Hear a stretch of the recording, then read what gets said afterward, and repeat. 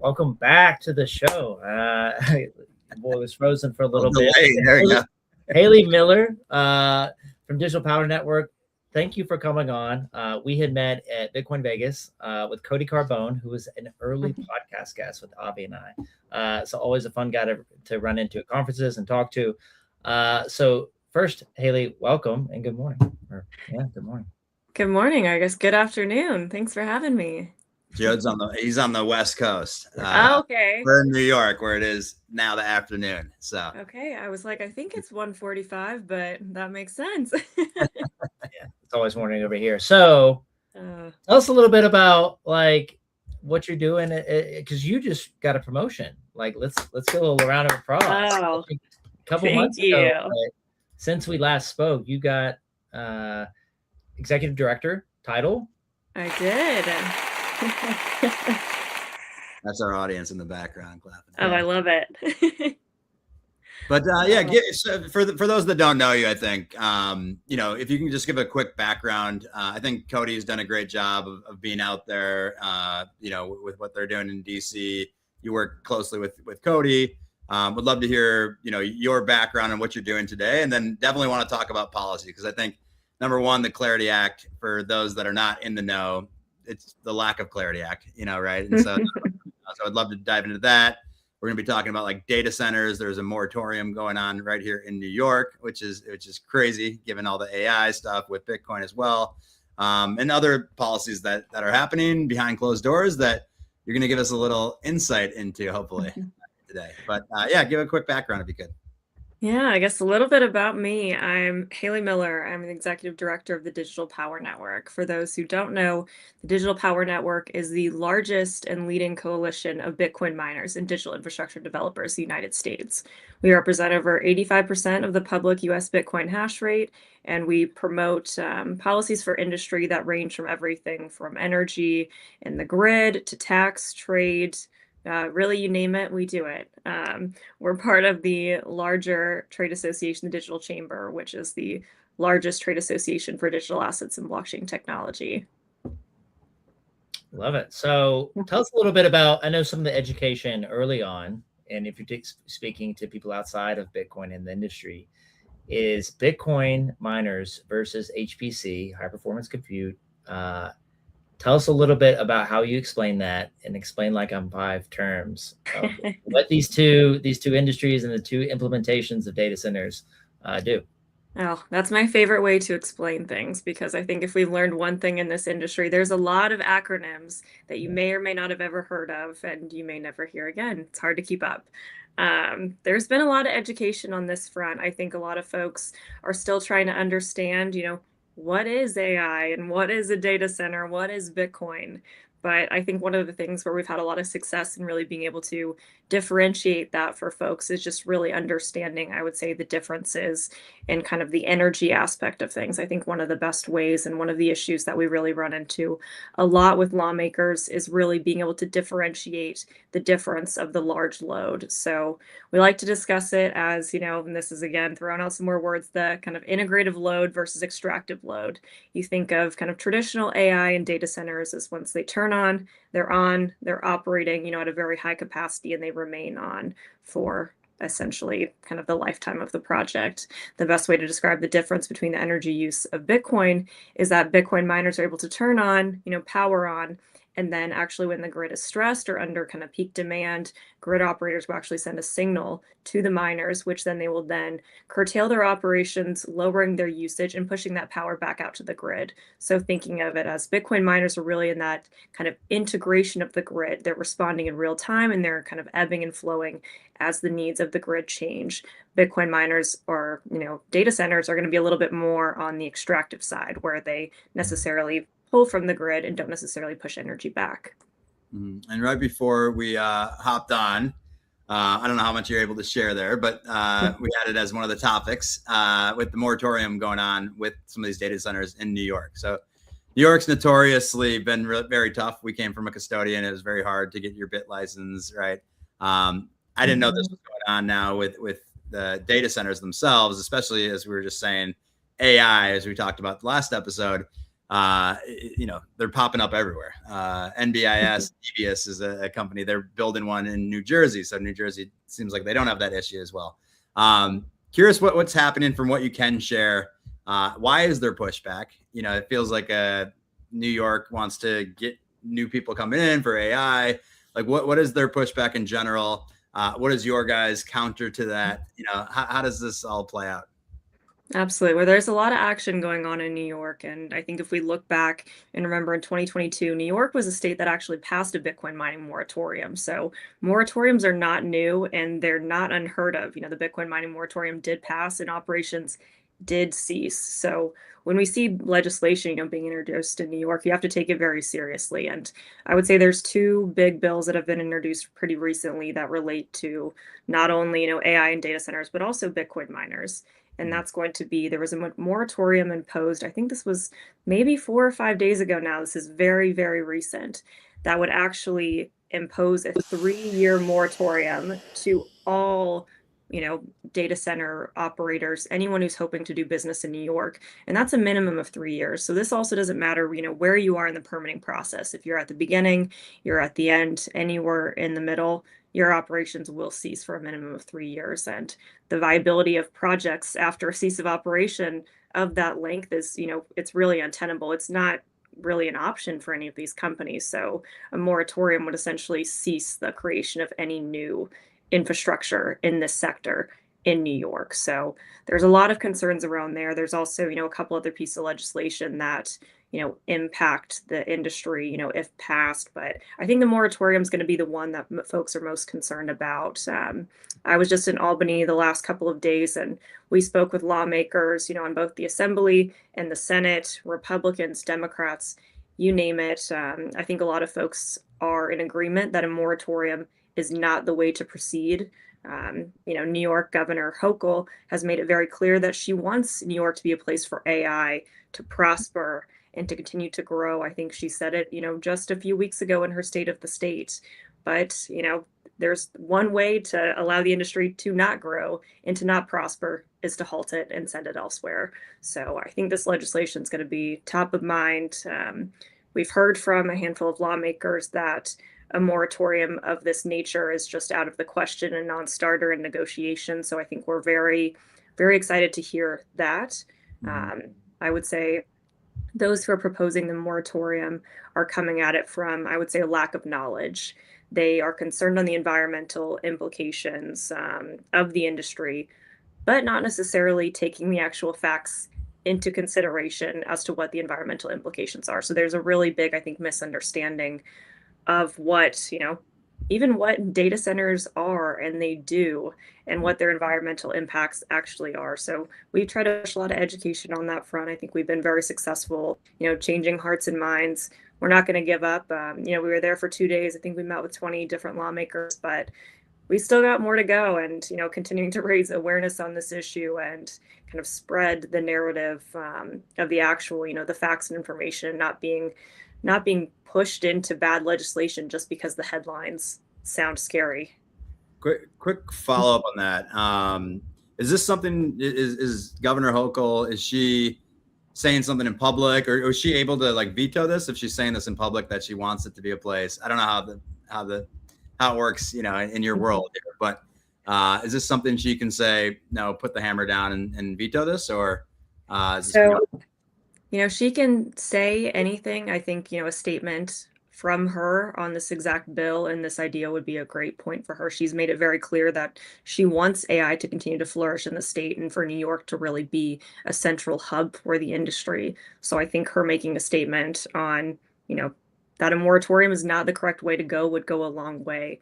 We're still very far off from, the need for a veto, for example. This bill has just been introduced. It necessarily hasn't picked up traction yet. But I think, one thing we always have to be aware of is, legislation can move very, very fast. And it's very concerning when it moves fast and no one necessarily understands the ramifications or the impact that it would have. So anytime a piece of legislation, especially something as significant as a moratorium across a major industry for countless years we need to stop, recognize what the impact is, and kind of continue to raise awareness before it does get out of hand and would, for example, start moving very quickly, which it always could.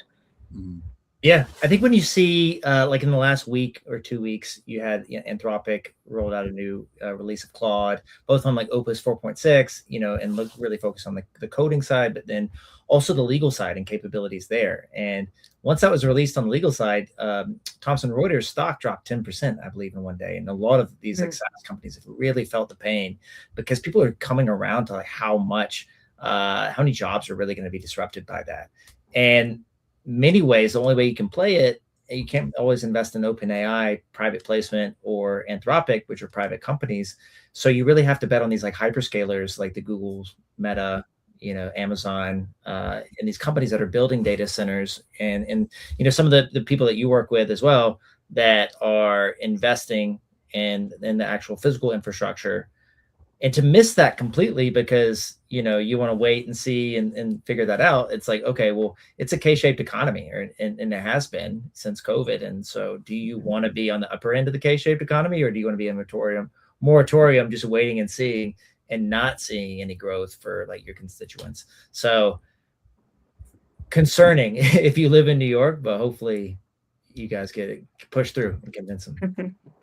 Say it is concerning, but we're going to advocate tirelessly to push back on the moratorium. We, look at every piece of legislation that would impact the industry very closely, and if there's, an issue that needs to be solved and we need to be loud, that's what we're here for. Mm-hmm. Moving over to with DC, talking a little bit more about the Clarity Act. The headlines were Brian Armstrong went in there and basically said, this is no good. We got to go back to the drawing board.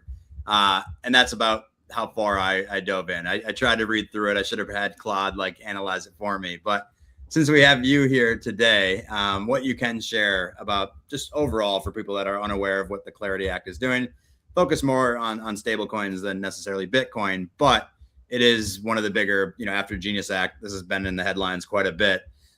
So where are we at with that? What is it, first of all? And where are we at? And what is your, we're not going to fact check you on your predictions here, but what do you think that's going to lay out ultimately? So there's a lot going on. I think negotiations continue, by the day. I mean, even by the hour and the minute. I think we're close to getting, something done, coming to an agreement on both sides. There's a lot of different issues with a lot of split ideas on, different subsets of the industry and kind of different subsets of the sector that are in discussion right now. I like to think of what clarity is. Clarity is market structure. It's, necessarily the rules for the road for a lot of these different, counterparts of the industry to be able to operate in really a clear, kind of sound path. It doesn't necessarily affect, I would say Bitcoin or the Bitcoin miner specifically. I think the issues relate a little bit more heavily into kind of the stablecoin side of the debate. And I think that's where we see a lot of discussion now. But I think we're going to come to, all sides are going to come to an agreement at some point. Again, hopefully it's sooner than later. We are, it is February 11th. We're almost at Valentine's Day. And every day that we get closer to midterms, we're going to start to see a little bit less legislating happening as, kind of focus shifts elsewhere. So they've got a lot to do, and hopefully we start to see some action in the next coming days and hopefully weeks. Yeah, because when I did do the research here, it said that yesterday, I think it was, they had the second meeting on stablecoin yields. I know you've been up in Albany, so maybe you're not as close to what happened as of yesterday, but it shows that banks are calling for like total prohibition, a total ban, on stablecoins. And Patrick Witt is set on March 1st with the deadline for the compromise. So as you said, we're 19 days away, roughly. So is this feasible? I know the governments tend to move slower than, private businesses here, but. I think anytime you have a deadline or a goal, things will always move a little bit faster. I think having kind of an open-ended timetable is going to what would be essentially hurting negotiations. But if we've got a deadline of March 1st and we've got both sides at the table talking, which is what matters. So I think everyone can get there. We just need to, keep conversations going and come to an agreement. So this is off the cuff kind of point, but we've seen in the last like couple years, and we're like obviously we're like a Bitcoin live stream. So we're coming from like a certain area of people and thought process. So where we stand now is people are calling Europe and their current, economic situation. They're like, you guys went heavily on ESG, and then now you're completely dependent. Even when we like sanction Russia, completely dependent on their natural gas and resources. And we saw them have to make like tough decisions during that time that Russia invaded Ukraine. And then China, on the other hand, has been able to steamroll ahead, and their economy's growing. They're competitive with AI. They have some hiccups certainly with their like real estate markets, but they've been able to like get around those bumps and continue to push and grow their economies. And so now, not consensus in like the Bitcoin community, but I think many pushed back on some of the ESG measures early on, and then now they're not doing a celebration, but they're saying, hey, we were right. China didn't do any ESG, so anything that Europe stopped producing like coal plants and like stopped with nuclear power plant build outs, like whatever China is doing is totally outweighing any positive environmental impacts they've had. Is this like an argument, or is this something that like even a sliver of this argument, something that you guys use to frame what you're pushing internally, or pushing not internally, but pushing in New York to say, hey, like here's the current feeling from the American public on ESG? Or how does, these major geopolitical countries doing different strategies affect how you frame your arguments? I would say that we look, really at not only what's happening in the United States, but what, countries across the world are doing. And I think it's something that we take into consideration as we look at, is the US going down the right path? Are competitors pulling ahead? Does the US need to pull ahead, and kind of what that's going to look like? I think as we continue to see, action in the space in China, for example, I think it kind of brings back the importance and kind of the push that we've seen for, the onshoring of additional manufacturing here in the US. I think we're continuing to be at a disadvantage, and that's why we've seen, executive orders to really kind of take steps in this area to continue to bring American manufacturing back on shore, to kind of ramp up production, because it's necessary that, not only we ramp up production in the United States, but for example, for Bitcoin, being able to have, the US public hash rate continue to grow and grow in the United States, and kind of keep that in the United States. I think it would be really important. Mm-hmm. And we'll be right back. We're going to take a quick break. We are a Bitcoin show, and want to give a shout out to our sponsors over at Arch. So we can take a quick 30-second break, because if you are a Bitcoiner, you did the hard part. You stacked, you held, you never panic sold. But as we know, real life still happens. Taxes, new opportunities, big purchases, and selling Bitcoin just feels wrong. And that's where Arch comes in. Arch lets you borrow against your Bitcoin instead of selling it. You borrow what you need, repay anytime, only pay the interest on what you use, all without triggering a tax event. The best part, Bitcoin stays yours. So check out archlending.com/dailystack. All right, we are back. I do want to touch on coming back into Bitcoin. As we've seen with like Iron is one that's big in the news, but like as you're dealing with some of this, and the government's pushing back maybe more so on Bitcoin than AI, just with Googles of the world, Amazons of the world kind of on their side maybe. Do you think any of this shift it has to do with that, or they're viewing the government, or is it more, there's not a lot of Bitcoin left, they have to pivot in either way? How much of it is government focus on, making Bitcoin the bad guys essentially, and versus AI, I guess? I would say I think it really depends. I think a lot of companies have taken, I would say, different routes for different reasons. We're seeing, what is now the traditional Bitcoin miner, which it sounds crazy to say traditional Bitcoin miner at this kind of stage in year, but you've got essentially the traditional Bitcoin miner, you've got the traditional kind of AI HPC data center. We're seeing folks who do both. We're seeing folks who, kind of co-locate, I can't speak today, and really kind of doing, different stacks, or kind of set between the two. So I think a lot are interested, and not necessarily being forced one way or the other, but I think it just kind of comes down to business interests. And we're starting to see, almost a diversification of essentially the, use of some of these facilities. Mm-hmm. I think you're on mute again, Jez. Oh, all right. On the side, I'm the worst at that. On the side of terminology, anti-growth, that has been something that, people initially push back on, like the VC mindset, Silicon Valley, and then now the term was effective accelerationists. I think was a lot of what Andreessen Horowitz papers and documents and Mark Andreessen blog posts would always talk about, like, let's accelerate, let's grow way out of this. Now you see Scott Bessent in the administration, and they're going to run it hot. They're going to grow their way out of the current, actually this morning, jobs numbers were 135,000 versus projected like 60, 70,000. So they want to run the economy hot. They think that we can potentially cut interest rates and use the more technological revolution of AI. Do you feel like what you're fighting against is anti-growth, and you're on the side of this movement of effective accelerationists and like in the growth side? Is that how we should think about it when we're thinking about, some of these moratorium type policies as being anti-growth? I think so. I think we're really kind of seeing it from both sides of the table. We're seeing folks who essentially want to, halt everything in this space. And that's obviously going to be anti-growth if we completely, cease operations. But I think we're also seeing, a fairly good push of, pro-growth policies. I know you mentioned, Treasury Secretary Bessent.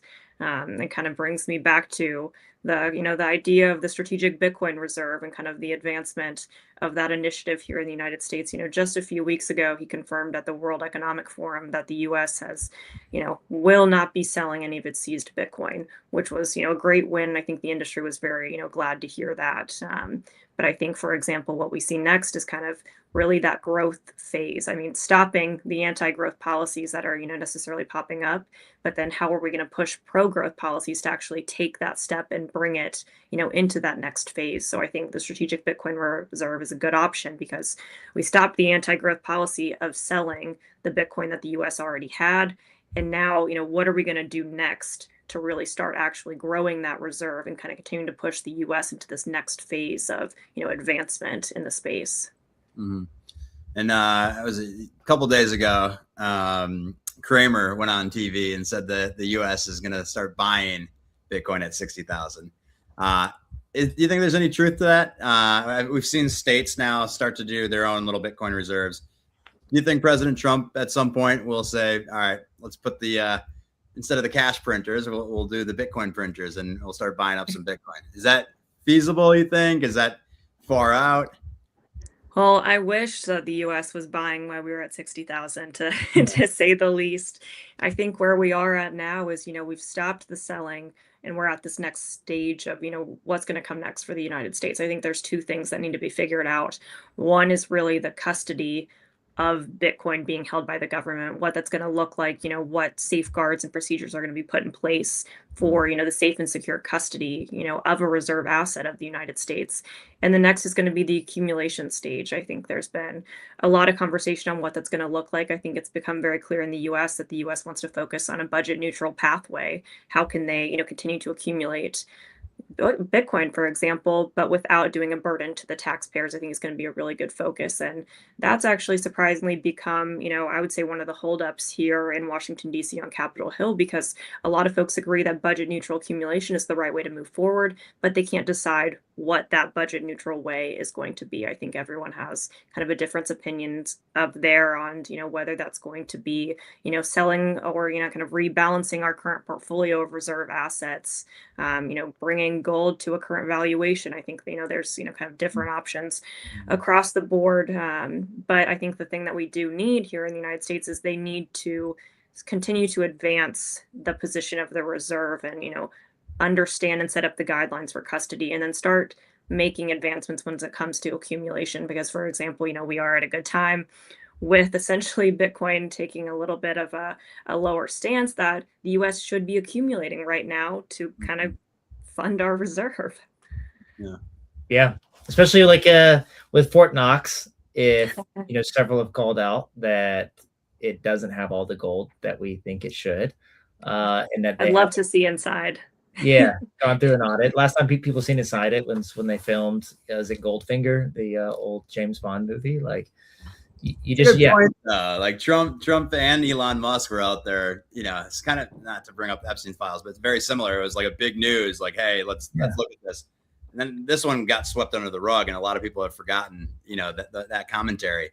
But yeah, I mean, like, they should have to prove that we have it. I think the news probably isn't good if they're not digging in further on this, or if you allowing can go into Venezuela and take out like a foreign leader, you can absolutely go to check out like a building that you own, which is Fort Knox, and then just do a quick tally. Like, it's obviously takes a little more time to audit than that, but we have hundreds of thousands of people on the government payroll. I'm sure we could find a few people that could go in and do an audit. I would think someone's there presently and working, or guarding Fort Knox that we could see inside. Well, do you think the U.S. government would? I don't know what they're currently. I should probably know this, but how they're currently doing the custody, and do you see a situation where they put it into like a Fort Knox environment, right, where it's actually armed guards? I'd imagine you need to have something like that, or do you think they're going to go with like an Anchorage or one of these custodians that are out there today? I think they could go either way. They could do, one or the other, or a mix of both. I think we'll probably look at something, it essentially will be a digital Fort Knox, but, instead of gold, for, Bitcoin or other kind of reserve assets. So they'll have to work out, I would say, a lot of specifics, whether it's going to be, cold storage, whether if it's going to have, physical guards, for example. Maybe it's, a diversification of location of assets. There could be really a whole host of mechanisms in place. So I think as we continue to see some of the states continue on their own path, for example, for Texas, who I would say has kind of taken the lead on this issue, we're seeing ideas, being floated and kind of understood, maybe necessarily at a smaller level, kind of at the state level for a smaller figure, of Bitcoin, and trying to understand and kind of continue to grow in this space, so we can kind of look to see what's working and kind of take the best from, I would say, a lot of these different proposals and kind of put them all together to do it at the federal level. Got to share this. So right now, our friends over prediction market built on Bitcoin using Lightning. Go check it out. But Bitcoin below 60K in 2026 has risen today with a recent sell-off. I think we're at 67, roughly 67,200 now. People are still expecting pain, 82%, which is a high figure. One thing I would note about this market is, for all the listeners that are not familiar with trading or using prediction markets, do read all of the fine print. The description in this is the 1 minute candle drops below 60K. We see a ton of flash crashes. October 10th was one of them. So we don't recommend, it's not financial advice, but just be very cautious. Scam wicks happen when somebody drops the price on the market, or some market maker flubs and fat fingers. You do not want that. So keep in mind that. Look for daily candles, look for weekly candles, some kind of close that isn't so, like, driven by scam wicks. We bring this up though to show things are pretty bearish. How is like the sentiment? How is the vibe with your clientele? The vibes, are people scrambling a little bit to make sure they're tightening up all expenses, given that the price is low and they're not sure how long this chop is going to continue? Like, what's been the feeling in conversations? I think while no one's necessarily excited to see Bitcoin at the level that it is, I don't think necessarily that the industry is panicked. I think, Bitcoin has had, its ups and downs. I think we can all say that. And yes, we are in a little bit of a down cycle, but we're going to go back up again. And I think we kind of all understand that this is just really the way it is. I do want to kind of wrap some of these questions up around like the Flare Act. That was one that you were, publicly talking about. Can you first state, like, again, in fifth grade terms, what is the Flare Act? And where do we sit currently with that? And, ultimately, where does that go to? Because from an outsider, and we're in Bitcoin space, but, not a lot of people are digging into the bills as much as we probably should be. So I'm curious what that is and the impact ultimately. I think was it Ted Cruz that introduced that back in March. Yes, that's one of my favorite things to talk about. So I'm glad you brought it up. I would say it's kind of a passion project area of mine. The Flare Act was introduced by Senator Cruz, and it essentially incentivizes the mitigation of methane emissions towards a value-added product such as Bitcoin mining. So I would say the best way to describe it is in traditional oil and gas in the way of operations, and without getting into too many specifics, gas has to be flared or vented, throughout these pipelines just due to the levels of kind of pressure within the system. And that's, just something that has to occur in some of these, operations. When that gas is, flared or vented throughout daily operations, with these pipelines, it essentially is released into the atmosphere. And there are ways to actually capture that gas, reducing that release of emissions into the atmosphere and actually putting it towards, a value added product such as Bitcoin. So being able to harness, actually, it's a great picture right there, literally gas being flared. So being able to harness, that energy and put it into an additional, value added product. So not only reducing the methane emissions, but putting it towards something else. So I think it's a really fascinating, item, and a lot of companies in the space have, really moved forward on it, because I think it's something that, three necessarily unlikely folks and kind of sides of the table can agree on it, because it's good for the environment. Environmentalists, anytime we can reduce our methane emissions, I think everyone, kind of perks up on that side of the table. Traditional oil and gas likes it because it's something that they have to do within their operations, so being able to kind of mitigate those effects. And then, the crypto community likes it. Bitcoin miners like it, being able to, take that power and put it towards an additional use. I think it's a fascinating way of kind of showing innovation in the space, and we continue to expand and kind of grow to something not necessarily only helps, a company or, kind of that space, but also it helps, further than that, it helps the environment, it helps, additional folks. So who are like the politicians fighting against that? Because that one seems like kind of a no-brainer. It's like recycling. So the environmental folks they can't be bickering too much. I'm assuming there's some people against it, or is this one pretty straightforward that will pass? I wish it was straightforward, and I wish we could pass it, because, it does seem common sense. It does seem like something that we should be advancing. But at the end of the day, there's always someone out there who necessarily thinks in kind of a different, standpoint. I don't necessarily have a name on this one, but I think you also have to remember Congress has a very long list of priorities, and it's always, a game of getting, airtime for the issues that matter. So there's a lot of issues that they're focusing on, and hopefully we'll get to it, sooner than later, because I think it would, makes a real impact and a real difference in a handful of different ways. Yeah, we talk about greenhouse gas emissions, and people always talk, cars and things that are like very tangible for people make sense, but really methane itself, they say is very harmful, and like even like the cattle industry, and all around the world. You would know better than we do, but like just having a lot of cows produce a lot of gas. These are gassy cows. The same way is like, are you able to like, do you have to go through and educate people on like why methane's bad? Like, is that something you like a level you need to start at to say, hey, first, methane's bad. If you want to do something with it, it's really hard to like build a whole new pipeline. There's not economic incentives to build a pipeline for another usage. This is the only option to make it worth it to go build is a Bitcoin miner. Is like someone go in on site, put a Bitcoin miner, and no piping, no distribution. No, I think you have to explain, really all aspects and kind of avenues of something like this. I think, the concept of methane mitigation, which, sounds long and confusing, is something that, can be explained, bringing things back down to kind of, more of a granular level. So you're always going to have to explain things, but I think it's a good example of showing, not only kind of ingenuity in this space, but that, Bitcoin mining is not some, big, bad, scary industry that just hurts our environment. Here's a great example of something that it does to help. I was just looking into this. It's Greenpeace. I'll call them out by name. Greenpeace and Environmental Working Group are against it. They say that it's making oil drilling more profitable. Pasha Mahdavi flagged that this process could allow oil companies to report lower emissions by offloading gas to miners while continuing to drill. I would say, I think a good point out of that is admitting that it would lower emissions. Right. That's what I'm saying. It's like, so yes, they would report lower emissions because they've lowered emissions. So a little you will. But Jody, I don't know if you have any more.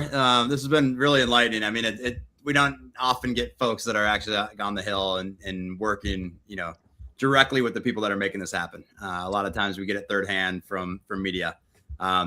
Judge, do you have one more? Yeah, I guess how can our audience get involved? What's the best way to follow you guys or support you guys or companies you work with that they should start paying attention to?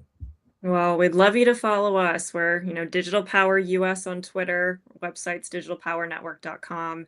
I think the biggest thing that's, helpful for us is raising awareness of these issues. So, retweeting, reposting, getting engaged in the space, when you care about an issue, telling folks you care about it. I think the, best thing we can do is continue to raise the profile around these issues, raise the voices around these issues, and continue to push to make a difference. Love it. And give Hailey a follow. Hailey Miller on Twitter. So thanks so much for popping on, and enjoy the rest of the week. Oh, thanks for having me. Come back anytime. Yeah. Thank you, Hailey. Exactly. Thanks.